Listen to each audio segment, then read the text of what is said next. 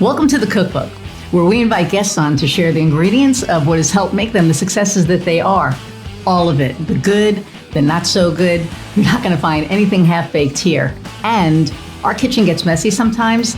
That's when the fun starts. So come on and join us.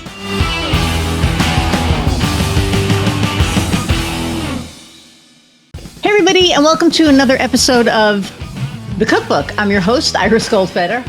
Don't forget to click like, share, and subscribe. And when the episode is done, after you listen to this amazing episode, review it and let us know what you thought about it. Okay, so my guest today is a dear friend of mine, Justine Beauregard, and she is a sales coach and strategist, and she is brilliant. I'm not going to start it with an F-bomb, but she is effing brilliant.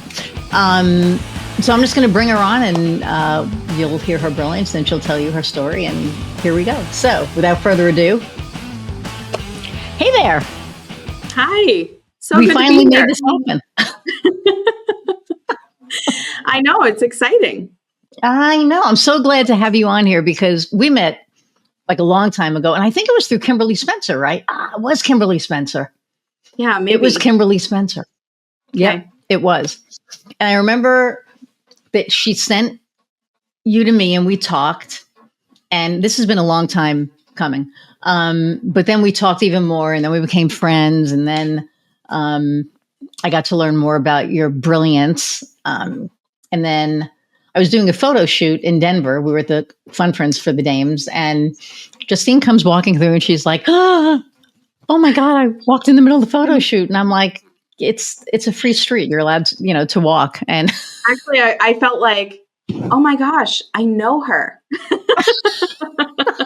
It was one of those moments where we had spent so much time online having dialogue and chatting. And I felt like I had been around you so many times in person because we both have that vibe of just like really instant connect, casual conversation, feels like a lifelong friend. And when I saw you on the street, I was just like, it's so odd that this is the first time that I'm actually seeing you like physically in person, because it just feels like I had before. So it was kind of fun. Yeah, it was neat. That whole trip was neat. But yeah, it was really good. But so I've been like lurking and watching your stuff and actually using some of your brilliance, because you have a way of articulating things that is so important in the sales world. And we'll get into it further. Like, I'm stuttering because I'm so excited about this, because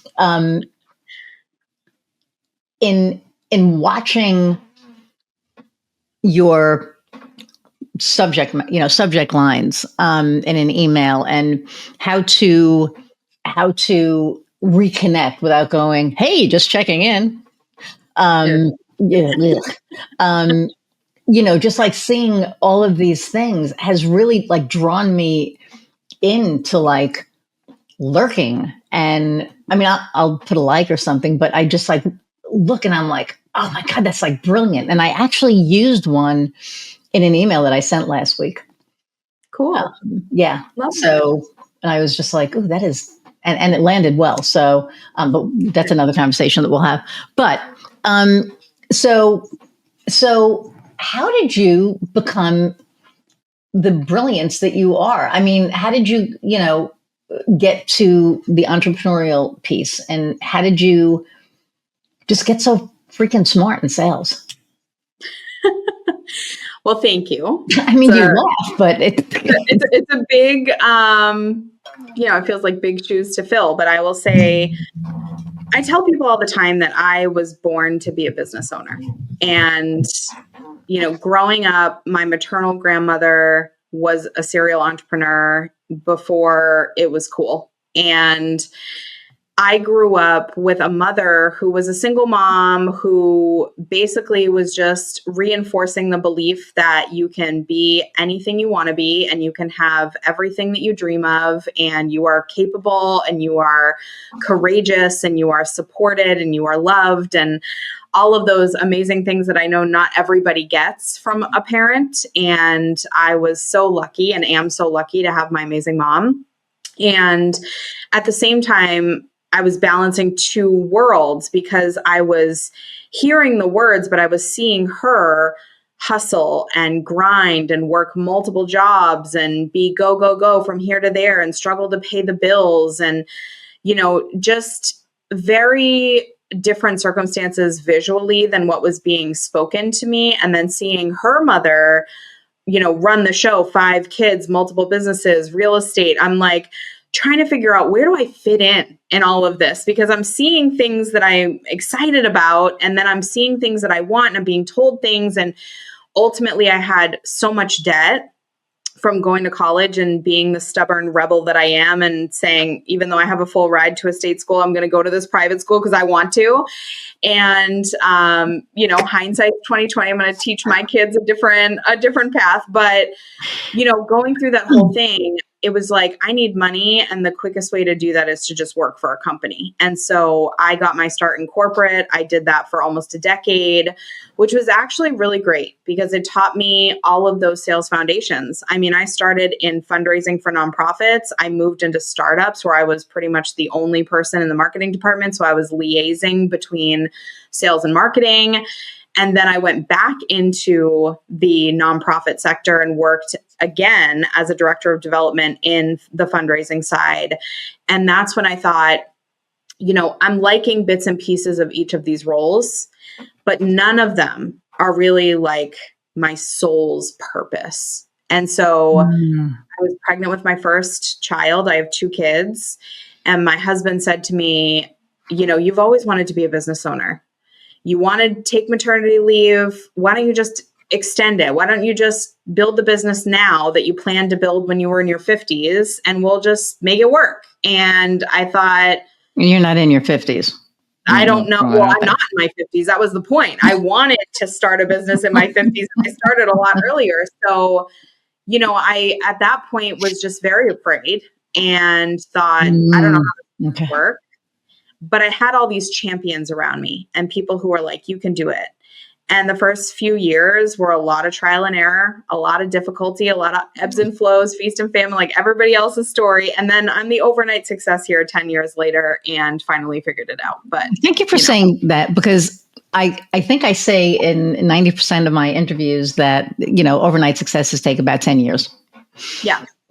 Right. And it's like about 8, if I'm being honest, building the business, learning the ropes, understanding what my core value was, the frameworks that I was teaching people, but hadn't really formalized, all of that. It really took that 8-year. It was sort of like the 7th inning stretch in a baseball game. You hit that 7th year, and that's when you start to feel clarity. And then around the 8th year, between 8 and 10 is really when you're like, okay, I've got it. And I'm a quick study, so I implemented right away, but I've seen a lot of my clients take a little bit of extra time, but I would say between 8 and 10 years is about right.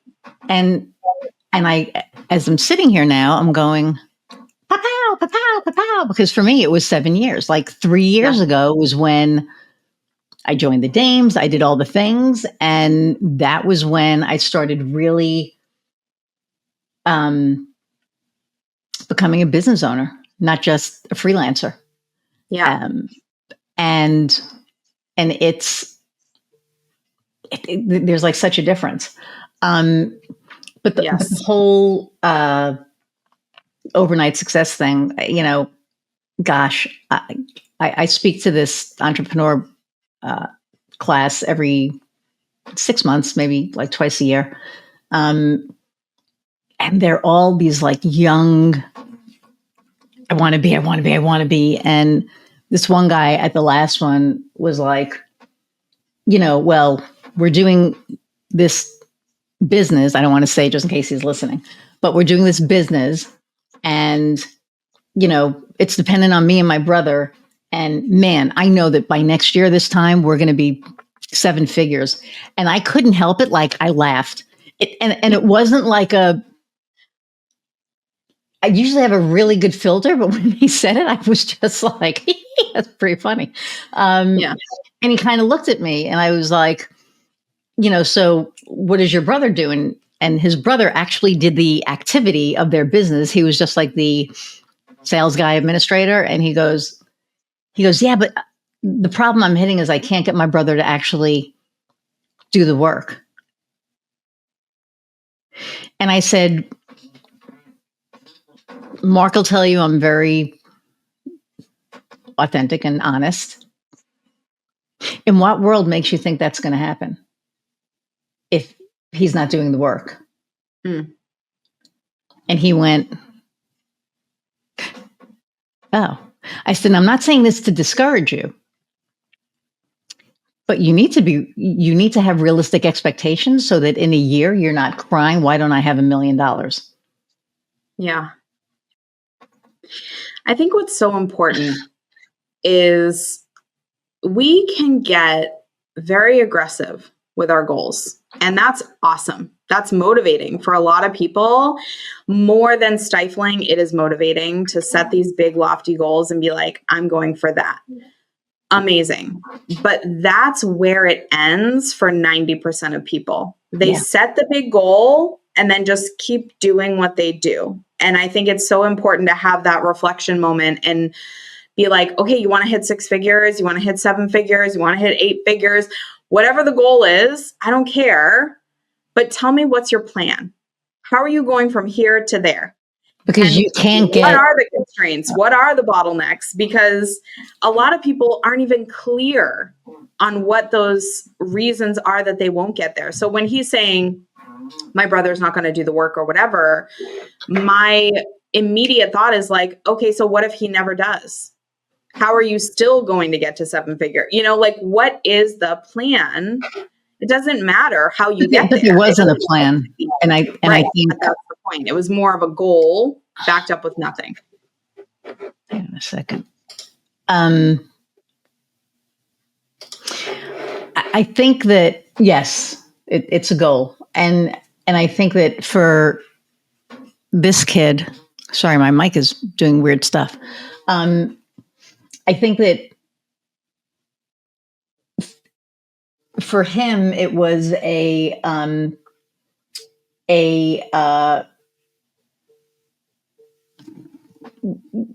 was no question until I made him question it. And then I felt bad, right? Then I was kind of like, oh,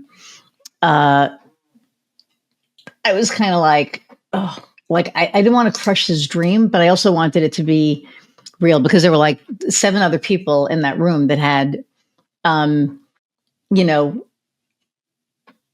dreams that they wanted to fulfill, and not that they wouldn't fulfill them. Like there were a few people in there that had amazing ideas, and it was like, oh my God, this is like amazing. Like I wish I would have thought of that. But when I hear something that's not, that's not realistic, I don't want. Like I hate when people are disappointed. It's just like, it's not my problem per se. But if I'm speaking to people, I'm not setting them up to be let down. I'm just not going to do it. So I'd rather them look at what the reality is. And the reality is that if your brother is not going to be doing the work, you're not, unless you have somebody else to take his place, you're not going to be hitting that. Well, a bit of unsolicited advice in that scenario, since you don't like to be the person to deliver bad news, right? When you hear a bad idea, always, instead of following it up with a question or something that plants seeds of doubt or more questions in their mind, spark an idea. So instead of saying, what makes you think you're going to hit 7 figures if your brother's not showing up? And he's immediately like, crap, I don't know. I'm stuck. I don't know what to do. Now I have a problem to solve versus what, even the example from earlier that I gave, which is, okay, so imagine he never shows up. What's your plan then? Because you deserve to be at 7 figures. Let's get you there. Like, what's going to be the thing? And see, this is your brilliance. This is what I'm talking about. Well, this isn't even sales. This is just like my innate, it's just something that I have worked on. I mean, it is definitely a sales skill. It helps me with my clients and things. Like earlier today, I was on Instagram and I had messaged this woman who just started following me. And I said, hey, is there anything I can help you with? Right? You're following me for some reason. Let me see if I can help. And she said, actually, I've been following your podcast. I found your Instagram and now I'm looking at your program. And I said, okay, great. Let me know if you have any questions. And 10 minutes later, she was like, actually, I just signed up. And so it like the power of checking in on people, making sure they have what they need, following up in a timely manner. Like these are not mind-blowing blockbuster skill sets. They're just simple, thoughtful, intentional action steps that a lot of people miss. And that's why they miss out on sales opportunities, because they just don't have a process. They don't have consistency. They don't have the skills built in to, and the scripting and all of the things like built in to how they operate to capture those on the spot. If I didn't message her, she probably still would have signed up for my program, but not that quickly. Right. Oh, and absolutely. there's a lot of those things where it's like how you move people and what you do intentionally and how you do it matters. And so it's all of those little moments that, you know, I've had to teach myself these things over the years, and I've gotten really good at it because I've trained thousands and thousands of people how to sell. And I've heard every question and every setback and every objection that I can imagine and have had to figure it out as I went. You know, no one's born just being a natural, incredible salesperson. We develop the skills over time in our personal life, in our professional life, in our work, all of the things. And I think in hearing you say that, I'm just closing. I hear an echo. Okay. I'm just messing with my mic. Okay. So in hearing you the first time, when you said, you know, rather than basically crushing his dreams, right? And it's funny because with my team, I'm completely different. I'm completely supportive, and I'm a leader, and I'm a damn good leader. But I think when it comes to this, it's more of almost like in my mind, and this gives me a complete different mind shift, which is why you're so fucking good at what you do. Is that, you know, it's not a scared straight thing. Like, remember the old show Scared Straight, where the jail guys came in and they were like, "Do you want to do this thing?" And, you know, the kids were like, "Oh my God, no, I don't want to go to jail." You know, it's like kind of, and not that I want to do that, but more of I want them to really be realistic. But there is another way of getting them to be realistic in a less jarring way, I guess. And you have that. And I think that, you know, and I'm like you, is I get a what do you call it? Oh my God, my phone is like recording. It's like weird. Okay. I get a message, I respond immediately. I get an email, I follow up immediately. I get a referral, I follow up immediately, because you're right, it's in the follow up. If you don't follow up, and if you don't follow up immediately, it's like the same thing when somebody goes to your website. If your website doesn't tell somebody within like 3 seconds how you solve their problem, they're on to the next thing. So if your phone rings, or if whatever, and you don't respond right away, that's going to somebody else, because nobody has patience anymore for the most part. Yes and no. So in this, I would say for the right person, you're willing to hold out a little bit, right? Like it's not that quick. If I'm on someone's website and I'm not finding what I need, if I'm really jazzed about that person, I might make a few extra clicks to try to find what I need, right? And so that's where I think the importance of brand really comes into play, because when you build a strong brand and people are like, I want that thing, they're willing to go out of their way. Like, think about your favorite restaurant. It's probably not the closest restaurant to your house, but you'll journey there on a regular basis because the food is so damn good, and you want to be there because you love the ambiance and you love their drink list and like all of the things. So when you have this sort of affiliation with something, like I love this brand of shoe, you're willing to maybe go outside of your normal color palette because that's what's available and you really find comfort in that shoe. And so I think that it's layered, right? If you're like a cold company and you're just running cold ads on Meta or something and people are finding you and they're like, what does this person do? And then they click on the ad and they're like, I don't know if I need that. And they're clicking 100%. But when it's a situation like you've just described with someone sending you a referral and it takes you a day to get back to that person, I don't think that impacts your likelihood to close them. I think it does help you when you respond sooner. But if you don't get back to them, I don't think you've lost the sale. So it's situational where like the follow-up is important, but depending on the way it came in, how warm the lead is, how strong your brand is, how long they've been lurking, like there's different factors that sort of make it obviously sooner the better always, but there's lots of instances where other things can play a role. And I'll agree with the referral piece. Like, somebody finding you and calling you and then, waiting 24 hours. Cause I think my phone says I'll get back with you within 24 hours, something like that. Yeah. Excuse me. But your website, if somebody is looking for something now and they go to your website and they get to that hero image, they get to that first thing, and your copy doesn't solve their problem within 3 seconds, they're on to the next thing. There's statistics on this because people have the patience of a sieve now. They have no patience. They're like, they want their thing solved now. So we tell our clients, and when we build our websites, we make sure that hero, you go to my website, it says 95% of websites convert. Does yours? Yeah. Right there, your problem is solved if you have a site that doesn't convert.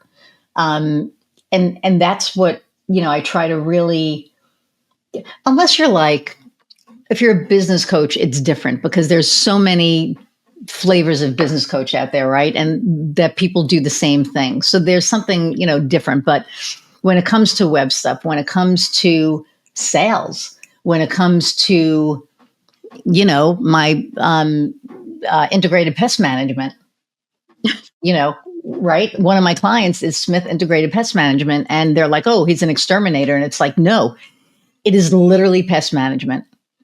If you have an ant problem, they have microscopes on their trucks to identify the kind of ant that you have, because not every chemical composition kills the same ant.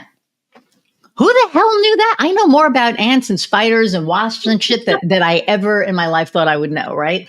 Well, here's what's important. In the direct response world and tradespeople in particular, like that industry is very much, I call you, you don't answer, I call somebody else, I get a quote faster, I go with them. Like 100% in those industries, yes, because it's a lot of price shopping. It's a lot of more of the same. It's a lot of, I have an urgent problem right now. Like no one's calling a plumber to be like, hey, can I check out your maintenance packages? I might want to fix my toilet in 3 years. Like they're calling when their house is flooded and they need support right now. So it's a rapid thing versus I'm looking for a marketing agency and I want to find the right one.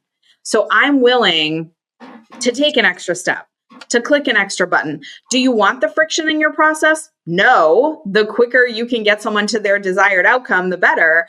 But I think people are willing to make a little bit more of a thoughtful decision and spend a couple more minutes for the right person, and especially to find someone and for higher ticket type of things or less urgent things.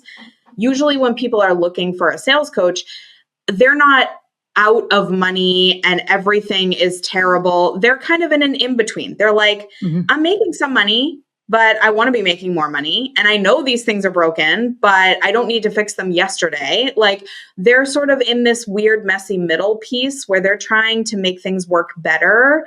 And they've got some things that they know are going to be a huge problem in like 3 to 6 months. I get very few people with like, all of my money dried up yesterday and I need help right now. And usually those people are the hardest ones to support because their hair is on fire. and even taking in and pacing the implementation of the tools and frameworks that I teach and the systems that I give my clients, it takes a little bit of time and it overlays on what you're doing, and you have to implement intentionally. You don't want to rush through it and skip steps and miss things because Right. it's going to break things even more. And that's hard to get that pacing back. And so, it definitely depends on the industry, and it definitely depends on the relationship and so many different factors. Interesting. So when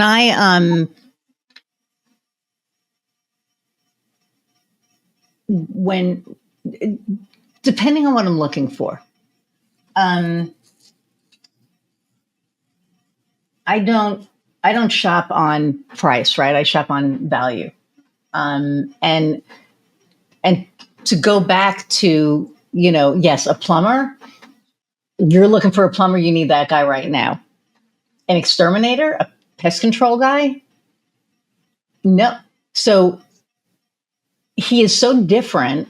So we probably have, I don't know, 10 different, Lafayette's kind of small. So we have 10 different like pest control guys.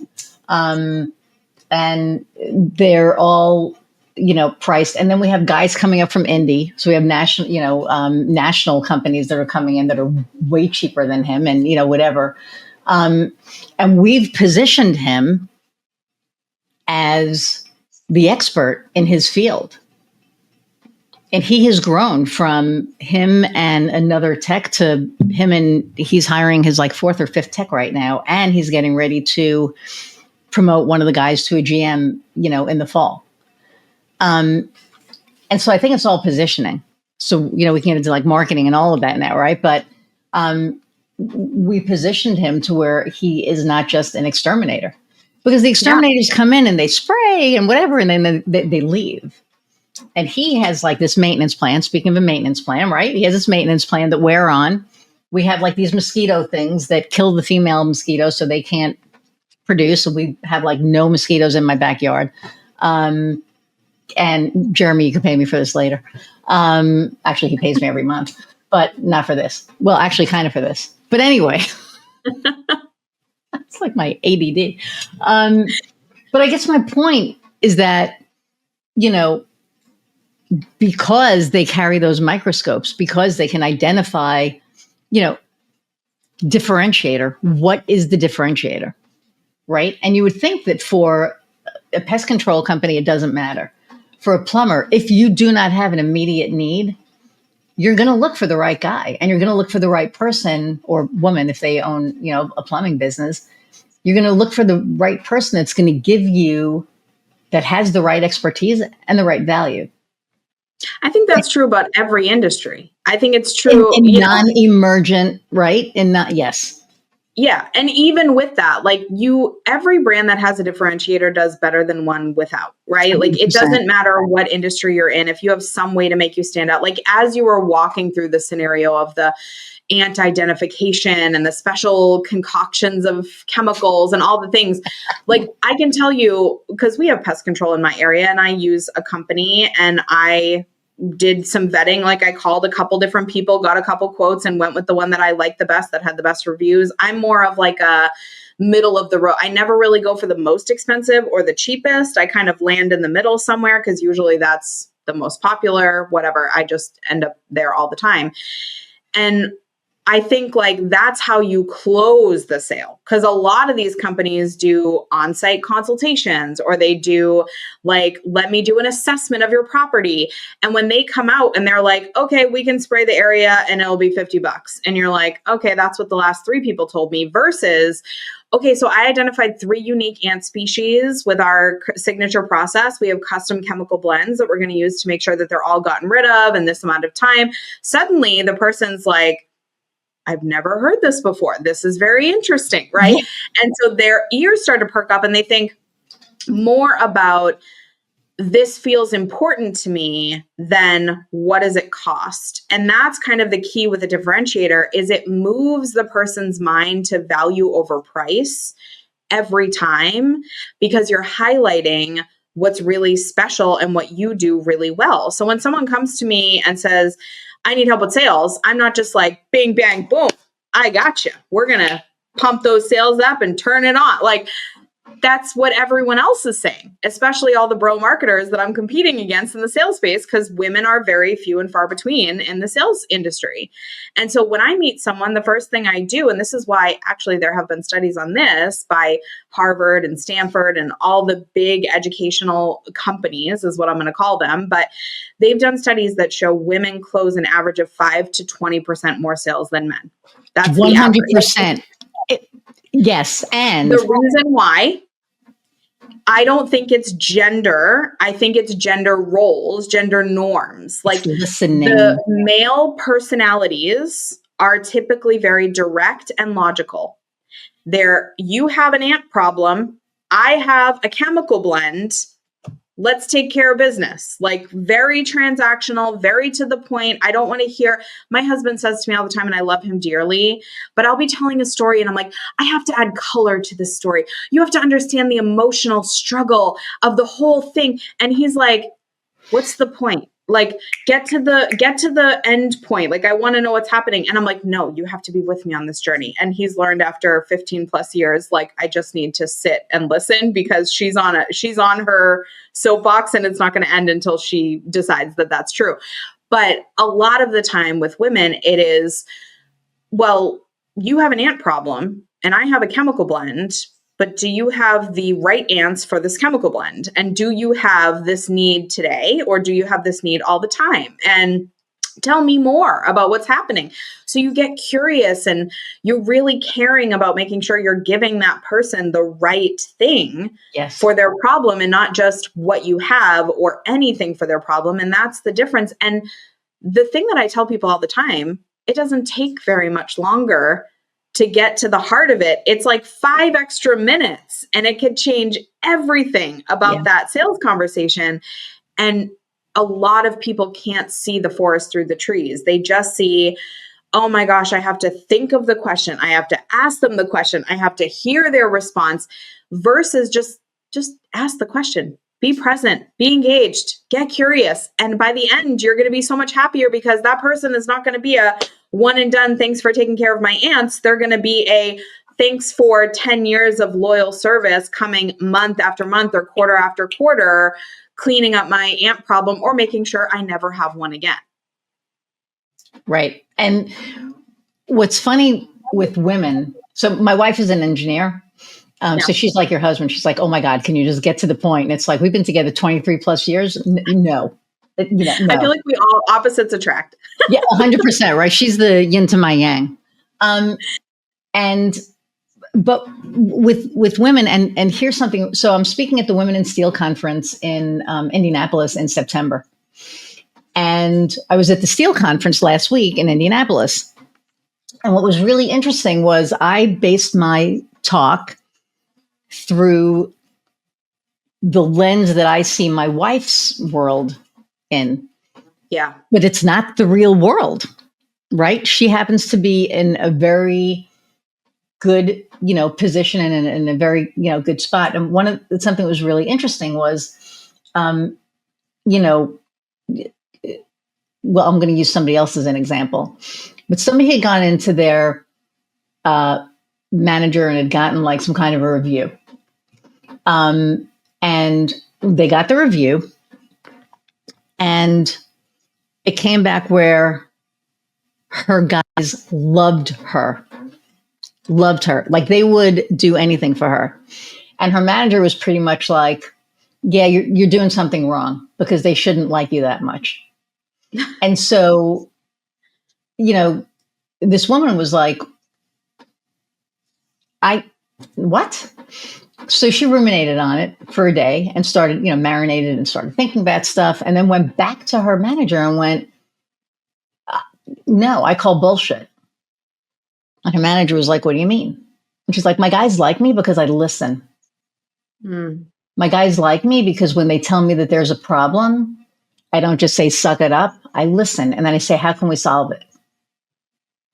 My guys like me because they know I have their back. Yeah. Excuse me. and they have mine. Yeah. And I think that's the difference between women and men, excuse me. In that most men, now I will say that Jeremy, and Jeremy, don't take this the wrong way, sells like a woman. He listens, he does all that. So that's Jeremy. Women, when we're selling, when we're consulting, whatever it is, we have that empath gene where we can empathize with the client. We can listen with an open heart. We can lead with our hearts and lead with our souls, and guys dominate. So when this woman went back to her manager and she was like, well, this is why it works. Her boss dominates. He leads by dominating. So he's not leading, he's bossing. Well, and you even notice in that dynamic, in that story, there's the review that's received and the boss says, something's wrong.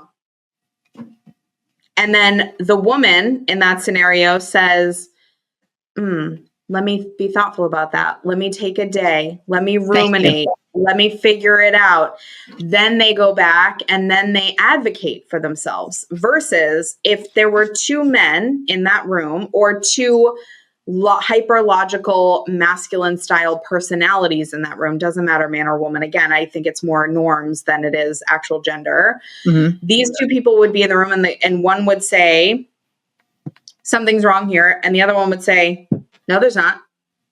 And it's it's like two very matter of fact, like there is no question. And where I feel there's work to be done is actually on both sides, because I think from the directness standpoint, I think that's why sales has worked in a masculine way for so long, because we're so used to just being sold very matter-of-factly. The examples of sales we see in the media are like, we have the best cheeseburger, buy this cheeseburger. We have the best sneaker, buy this sneaker. It's very like this and then that. It's very logical. A plus B equals C. There is no like, how do you feel about your shoes? Like it takes too long. Or how do your shoes make you feel? Nike. Oh my God. Nike has that market. Shall I say slam dunk?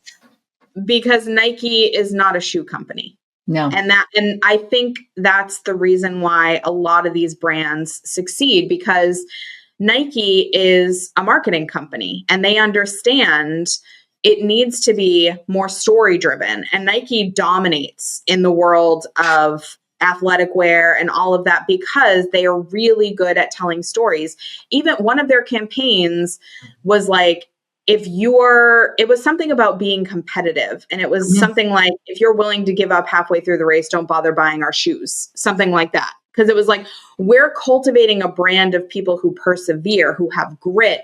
That's what we stand for. They're talking about core values. They're talking about specific adjectives to describe their people. It's very intentional and it's thoughtful. And they're also a company that can afford to pay for a 30-second ad spot over a 10-second ad spot. Right. And so all of those things make a difference. But I think on the female gender norm side, the feminine side, I think we get a little too carried away sometimes with empathy. Like we are so tug on the heartstrings. Oh my gosh, this person was bankrupt 3 times and they went through this whole scenario, and you really listen and you feel what they're feeling.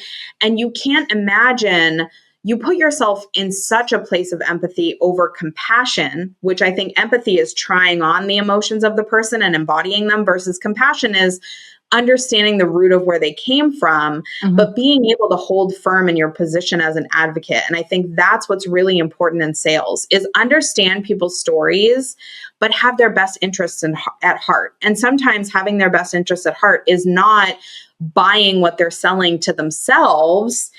It is understanding where they are and what they need and helping them make a decision to get that, whether it's with you or with somebody else. But you really, when you're too in it, because that's what I struggled with a lot when I started selling, was I would get way too into their story and I was being outsold all over the place. The first time someone would be like, I have this problem, I'm like, of course you do. How can I help you? Forget about what I'm selling. Let me be here for you. Right. And now I'm like, I mean, I think that's, I get what you're saying. And I guess I kind of feel like that's like a little, I think women are different now. I think maybe 10 years ago that was probably accurate, but I think now women, we stand in our power. I don't know. Right. And yeah, okay. I think you attract a circle of very progressive women who stand in their power and they're fierce as hell. Like you mentioned Kimberly Spencer, as soon as we got on this call, I'm like, she is the example. She's a queen, right? Like when we see people like that, it's like they embody and you embody this fortitude within yourself. But I think there are still a lot of people, men and women included, who are in this place of quick to back down, quick to feel like they don't want to overstep. They don't want to feel pushy. There's a lot of people reach out to me and say, I don't want to feel salesy. I don't want to feel pushy. I don't know if this is right. I question myself. And that's not standing in empowerment or thinking in the way that you've just described. And I think it's still happening all over the place. It just might not be around your circles because of who you attract. Okay. Well, and you know who my circles are. So I do. Strong, badass women. So that's right. I'm in it. Right. However, and the thing with the steel, so I forgot what the original talk was like, the bullshit we tell ourselves. Where the hell did it go? Why do I always lose stuff? It was like, the bullshit we tell ourselves, a lesson in authenticity or something like that. Okay.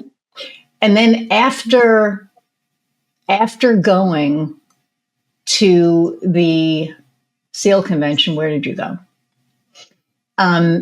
What it made me realize, and I'm looking for my new title. Oh, here it is. What it made me realize was my lens was rose-colored. And you know me, I don't look through anything through rose-colored glasses, right? And this really, really, really made me rethink things. And so the theme is going to be, or the title, I think, is going to be Authenticity Meets Reality, How to Stay True to Yourself and Succeed in a System That Wasn't Built for You. Right? Because now it's like, I get it. Let me tell you what a wake up, like, I was just like, what? What do you mean it's still like, what? And like 6 different women that I spoke to. And I think you know me well enough. I don't usually get surprised. I was just like, yeah. Well, you know what? So when I see, when people sell me stuff, yeah, I will in 2 seconds, if I feel like I'm being sold, goodbye. I don't want to be sold. Nobody wants to be sold. I actually love to be sold too. Do you really? But I'm a salesperson. I love to see how people sell and how they interact. Okay, so actually, that's different. But okay. I love to, when I go to the car dealership and someone's trying to sell me a car. Oh, I love that. No, I know what you mean. Yes. I'm just like, please. I already know every tactic you're about to use. Lay it on me. So we call him my car dealer. Because every 4 years, he knows I trade my car in every 4 years. And he's like, hey. And I'm like, Josh, no, whatever. And he knows that it's like, I know the profit that you make. I know it all. So here's my number. Just meet my number and I don't care. Yeah. And then they come back with $100 a month more. And it's like, no, I literally walked out and he was like, what are you doing? And I'm like, I bought 7 cars from you and you're going to pull the shit on me? And he was like, hang on a minute. And I was like, last time, like if I come in here, the next time I bring my car in and we play this game, we're not playing the game anymore. And he was like, okay. Now we went to Germany last year and I brought him a little gift back. So when I buy my next car, I'll give it to him. But like, I was just like done because that to me was like, I know you. If it was a new car dealership, different story. Cause then I'd be like, okay, go ahead, let's play. You know what I mean? But with him, it was like, But I think, but because I've been in sales and because I'm now in marketing. You're still in sales. Go on. Okay, fine, whatever. I know I am. My coach is probably listening right now going, girl, come on. But it's different because for me, it's not like, I don't feel like I'm selling a product. I feel like I'm solving a problem. And you should feel. That's how you should feel. You're not ever selling a product. Like no one, and this is the thing. No one wants to buy your product. Right. Thank you. And that's what I was trying to articulate. I don't even want to buy Nike shoes. Like I don't want to buy shoes. I need shoes. I'm going from point A to point B and I certainly don't want to walk barefoot. So I've got to have something on my feet. Like That's the end of it. It's not, and that's what Nike understands. To go back, I feel like this podcast should be sponsored by Nike. Watch you get like sneakers delivered to your house tomorrow. But the point is Nike understands we're not selling a shoe. We're selling a belief system. We're selling values. We're selling a community. We're selling our brand. We're selling a story. It's beyond the people who are like, we created this amazing shoe. Any ad you see where they're like, and we've seen these ads, everybody's seen them, where you have like the shoe and it's cut in half and they're like, look at our patented airflow technology in the base of the shoe and the cloud, cushioning in the insole and blah, blah, blah. And we're watching it and we're just like, what the hell? What are these people talking about? I don't care about I want to be comfortable. But also watching your ad on TV doesn't tell me what it feels like when I slip my foot into the shoe. I'm still going to have to go to the store and try it on. It doesn't matter how much you talk about it. I'm not going to buy a car sight unseen without driving it and making sure that I can see out the back window. Right. These are the things. They get it wrong because they're so focused on selling the features that they forget they're selling an experience. And this is something that car dealerships do so well. They give you the number car to drive. They're like, test drive it for 3 days. Keys in your car first. They put the keys in your hand. So you are in it and you feel like it's yours. As soon as I come home with a test driven car, Heather's like, well, fuck, there's your new car. Because the second I test drive it, it's mine. And this is also why they put you in the car with all the bells and whistles first. And they make you do it a lot of the time, unless you already have some pre-existing. No, they know what I want. Like I know exactly what I want. But you go into any like new dealership, and especially young salespeople, they'll be like, "Let me show you the SUV that we have. That's $85,000 that we just got delivered. That's parks itself. That has a sunroof and heated and cooling seats and all the things." And I just I love going through those experiences, going back to like being sold to. I'm just like, let me see how you were taught. Like, how is this different from when I bought my car last time? What was the nuance of this kid's personality versus the last one? And like, how do they differ and what are they focused on? And, certain things. Actually, it's funny because I told this story in like an Instagram story a million years ago, like last year. We bought a car and I saved over 35% off of the sticker price on this car. And I said to people, partially it was because of my sales skills and partially it was because I was stubborn, because at one point the salesperson looked at me and I said, I'm going to have to talk to my husband before we make any final decisions. And he goes, oh, so do you ask your husband for permission to go to the bathroom or something like that?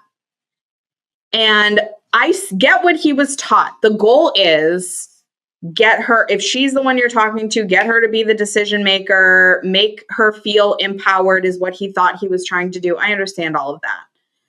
immediately in my mind, I was like, I will pay $3,000 less for this car because of that comment. Like everything he did that pissed me off, I was like, take 1,000 off, take 1,000 off. And as we were going through the process, this is a pro tip for anyone who's buying a car and wants to save money on it. What I always do when I'm being sold a car or any type of like big ticket purchase, I will get to a point in the conversation where I can tell that they're not able to move anymore, the salesperson, but I won't take that as a final answer. So I will say, can you give me a printout for what we're talking about here, like the quote and everything? Okay, great. And I'll flip the paper over and I'll write down a number and I'll fold the paper and I will give it to him and say, bring this to your manager. If he's a yes, I'll sign right now. And it just, every time the manager will come over and be like, you have a new car, and he'll shake my hand. Yep. And it's for the price that I want. So sometimes you have to go around. Sometimes you have to, there's different ways about it, but I just find it so interesting when people use like gross tactics. And I'm like, thank you. That just told me that I could shave more off the price today. Shave more off. It's so funny. And getting back to the, the female, man, woman thing.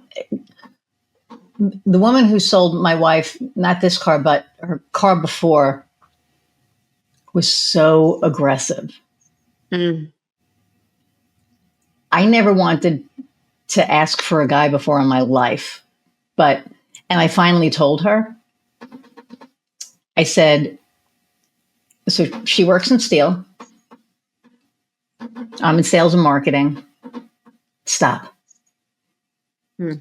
And she just was like, and it was like, we're walking out with the car today. And it's either going to be with you or a different salesperson.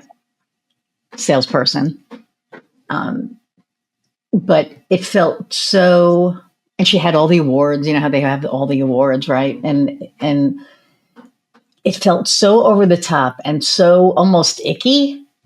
That I didn't want to give her the sale. And that was the first time in my life. And she literally looked at me and said, what am I doing wrong? Great. And I said, do you really want to have this conversation? I said, I'll be kind about it, but you're doing a lot of things, and I explained to her and she was like, wow. She goes, I didn't even realize it because she's competing with all these guys. Yeah. Right. That, sell a certain way, that do the thing. And so and it wasn't even her sales training. It was just watching what the other guys were doing. Well, that is also sales training. That's a good when point. You're being put at a desk that's near other people who are hyper aggressive and they can pull it off and you can't, you're trying to be someone else. This is a great lesson for anybody. Like you're observing sales behavior everywhere. And when you're watching someone on their Instagram profile that's putting their best foot forward and they're pitching in a certain way, and you're like, I should probably be pitching that way. That's never going to be your natural innate way of selling, which is why you always feel pushy and spammy and weird and gross when you're selling, because you're trying to embody the messaging you're receiving. And all of it is sales training. That's why I tell people, like, my program was designed to put you into an environment where you're being surrounded by the best sales tactics. Like, there is no other way. When you're immersed in it, it becomes like osmosis. You're just like, what would Justine say in this situation? And I say that to people. I'm like, this is not from a place of ego. WWJD, what would Justine do? What would Justine do? And it's funny because people will say after a couple of months in being in my world, they'll be like, I found myself asking, what would you say? Or how would you critique me in this scenario or provide me feedback? And I thought she would probably tell me to do this. And then I just did that and it worked. And now I feel like I'm finally getting it. And I'm like, great. I'm just a figurehead for authentic sales. I'm not the one. I'm not the only one by any means. But if you can put yourself in an immersive situation with really good salespeople, really authentic, to your point, or like kind-hearted or thoughtful or genuine people who are like, I'm not selling a product, I'm selling a solution. Yeah. You start to think like that and you start to sell that way. And when you're sitting at a desk and everyone around you is a shark, you're going to start to sell like a shark and you're going to start to try to overcompensate. And the longer you do it, the more over the top you become, because you're trying to play the game and you're trying to fit in. And I think that's actually the biggest error in a lot of companies like car dealerships. They don't strategically situate their sales leaders and their sales team. They don't put people where they need to be. They put people where there's an open desk. You should go into like car dealerships. Pa-pow, pa-pow, pa-pow. You could pay me later. But you should go into car dealerships. You should go into like businesses and be like, are you placing these people strategically? Yeah. Which is interesting. You know, this is why I find it so fascinating that so many companies have a VP of sales and have sales managers or people that are in lower levels that are learning from the sales leader. And they're not taught that. They're also, and I've had multiple conversations with other sales trainers and people in the space that I respect and who are in my world. I could name quite a few of them. I'm sure you know quite a few. But we talk about all the time how, you know, sales is something like when you're a top performer, the natural inclination of the C-suite is to promote you to a leadership position. You're a top performer, you belong in the leadership position. We want to escalate you and promote you. But very, very rarely is the top performer the best leader. 100%. Nor do they that's want so true. Yeah. Right. Yeah. And so it's just like these little decisions, these micro decisions that no one is taught and no one really understands. And they're thinking very A plus B equals C versus what do you want? Again, it all comes back to masculine versus feminine styles of thinking. The male style of thinking or the masculine frame of thinking or the logical frame of thinking, however you want to say that, is this person's a top performer. They belong in the promoted sales leader role. The alternative way about that is this person's a top performer. Let me see if they're interested in the leadership role. Let me assess them for leadership qualities of the team. Let me make sure that they're the right person, because that person might actually end up getting a pay cut being a sales leader versus being a top performer. Or they might be a top performer because they're an alpha and they do everything alone. And when they're responsible for managing other people, it's a totally different skill set and they suck at it. Yeah. Because the only way they got to where they are is because they were a bulldog and they got right in there and they closed all the deals. So it's understanding the nuance of the people, and that's everywhere. That's not just sales. Yeah, no, I agree, because when I speak with, when I have, my clients, we usually meet quarterly. If I don't have monthly, there are certain people I meet with monthly, others that I meet with quarterly. And it's always what's working, what's not working. Are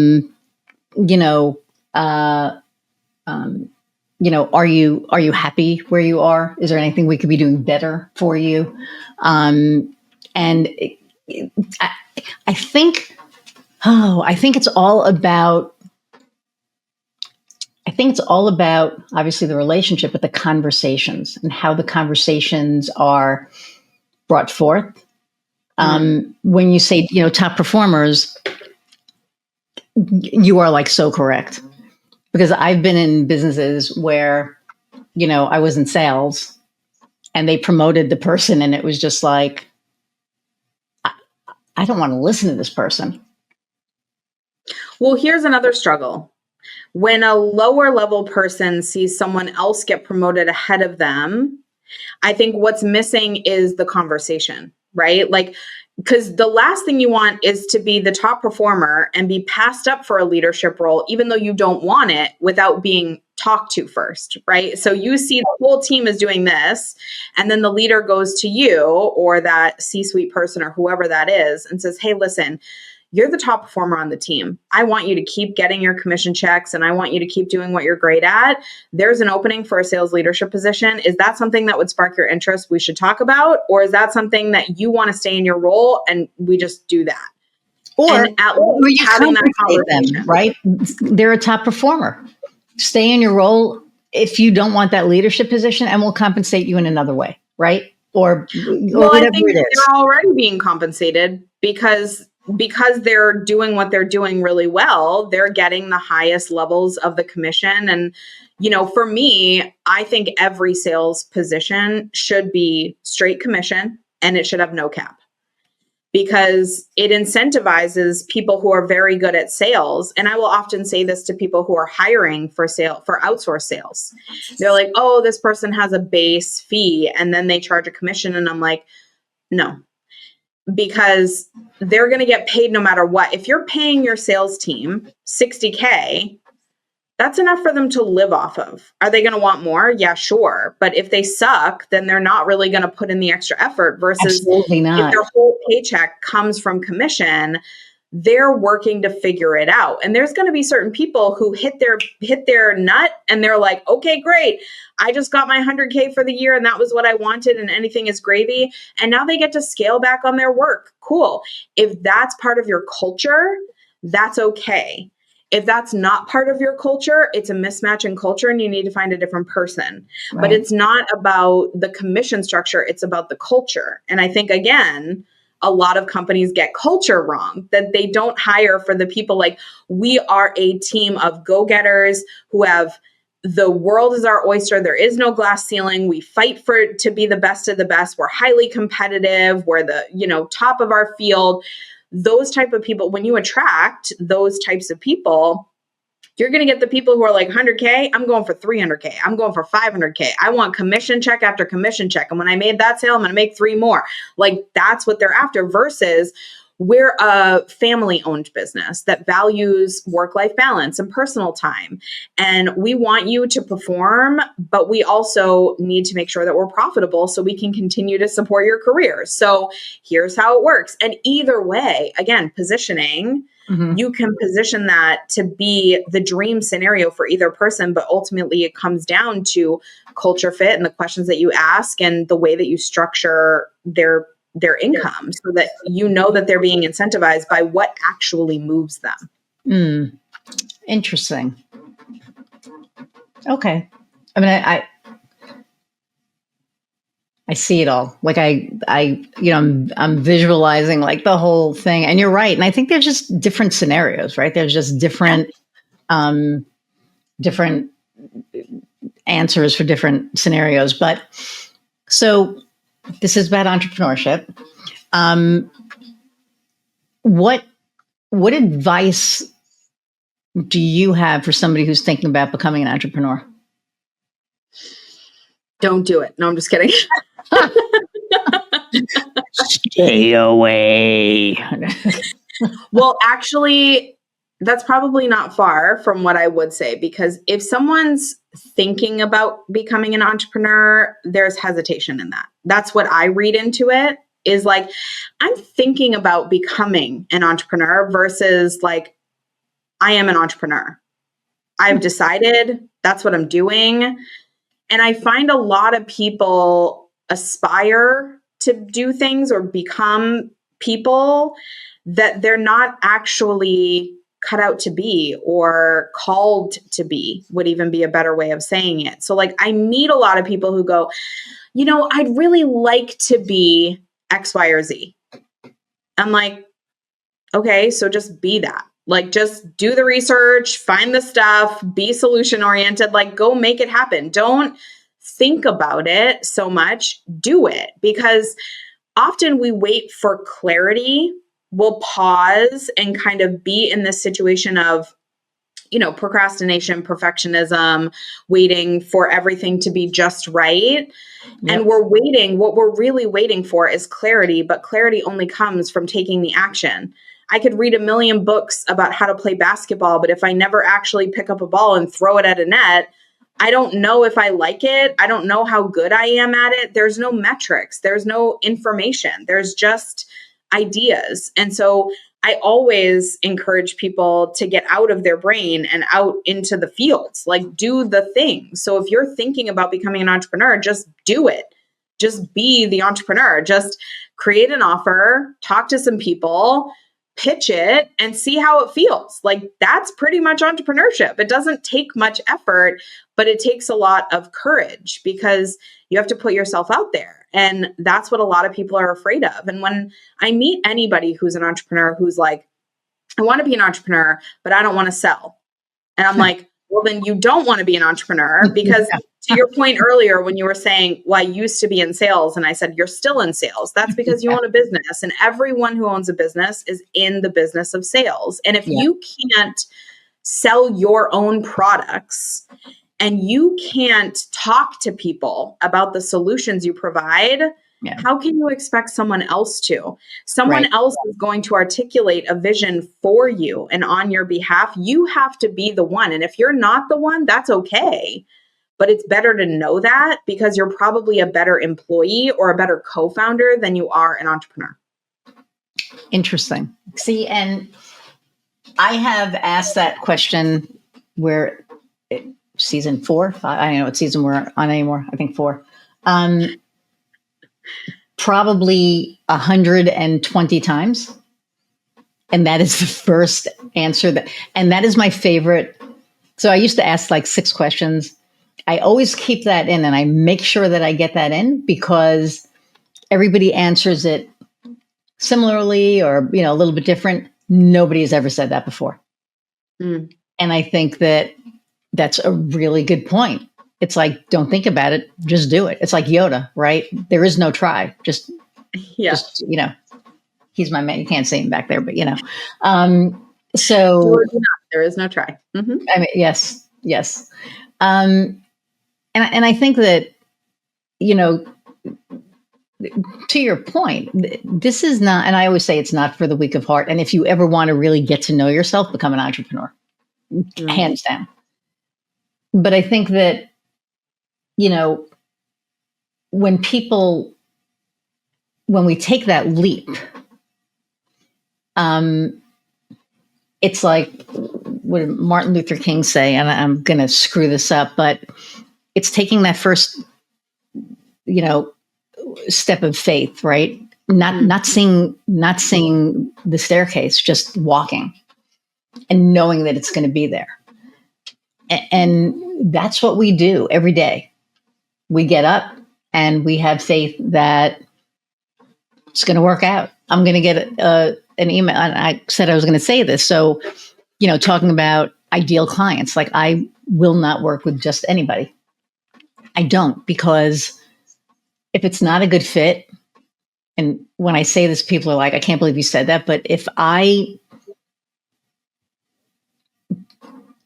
can't build a relationship with you and I can't care about whether you succeed or not, I can't work with you, because if I'm not invested in your success, then, and that's me. More so, you have to consider, like, anybody watching this, you speaking about your pest control client earlier is the perfect example, because in your role, me as a salesperson, you as a marketer, marketing is pre-selling, so it's basically the same thing. There is a necessity to believe in the brand to be able to sell it and convey the value of it. If you were like, this is just another pest control service, we're just competing on price, we got volume, we got to run ads, we got to do this, we got to door knockers, we got to mail, postcards, whatever, and you're just following what everyone else is doing and you just see it as that, then you're going to get, like, standard effort begets standard results, right? Like, you're expected and falling into the middle of the pack, versus you pride yourself in your brand and your values is exceptional support and exceptional service and exceptional quality.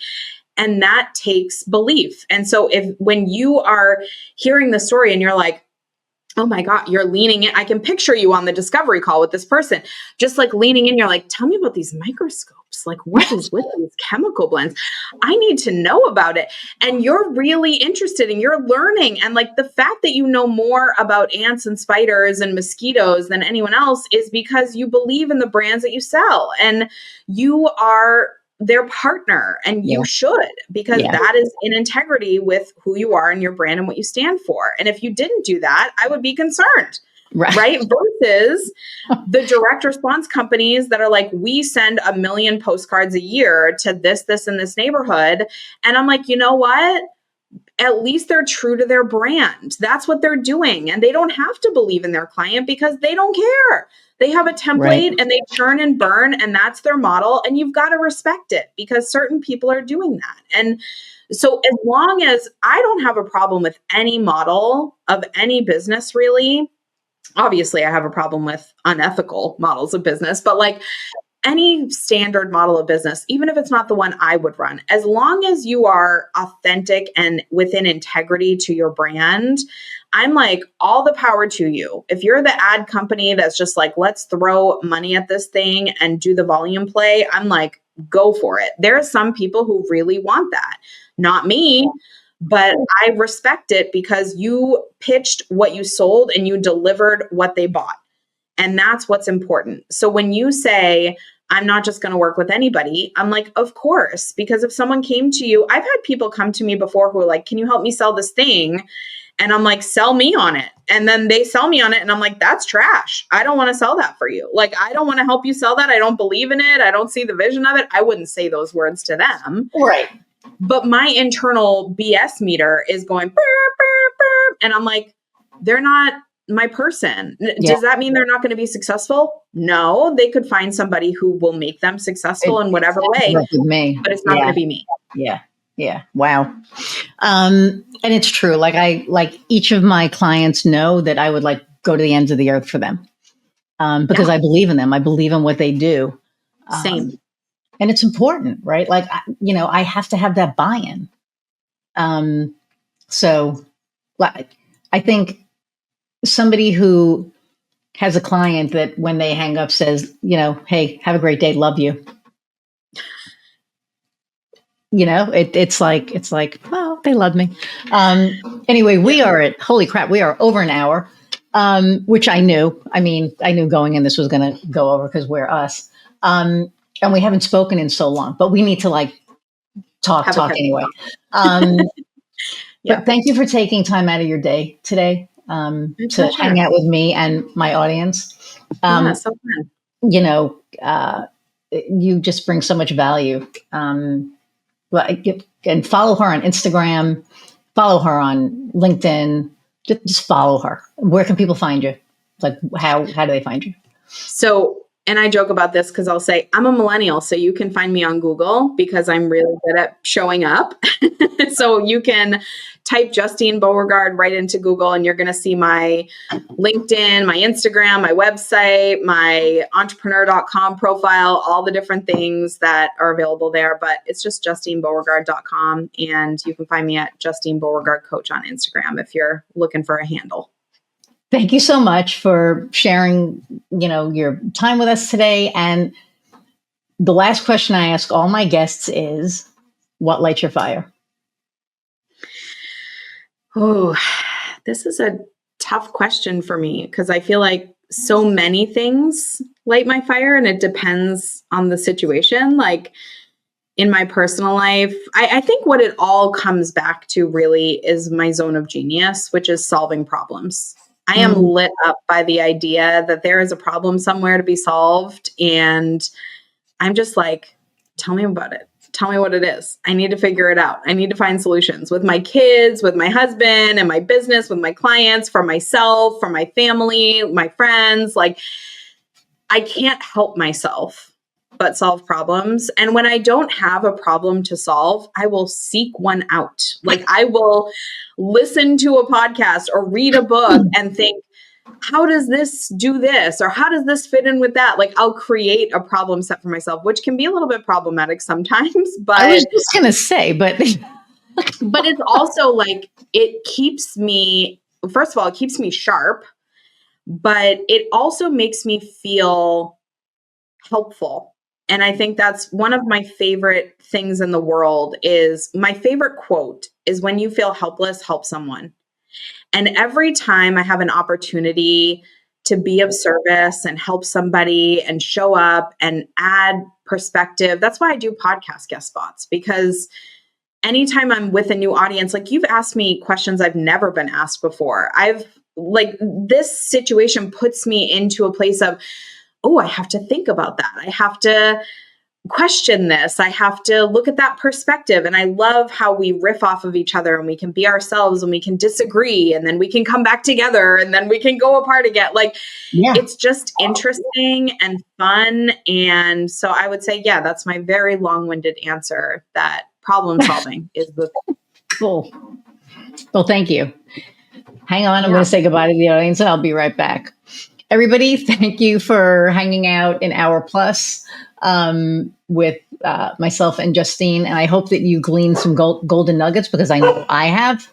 And don't forget to share, like, subscribe. Skylar's agreeing with me. And give a review of the podcast and let us know what you thought. And I appreciate each and every one of you. I get to do this every week, and it is the most fun thing, because I get to speak to people amazing like Justine, and I get to share them with you. So thanks again. And until next time, go out and find what lights your fire. See ya.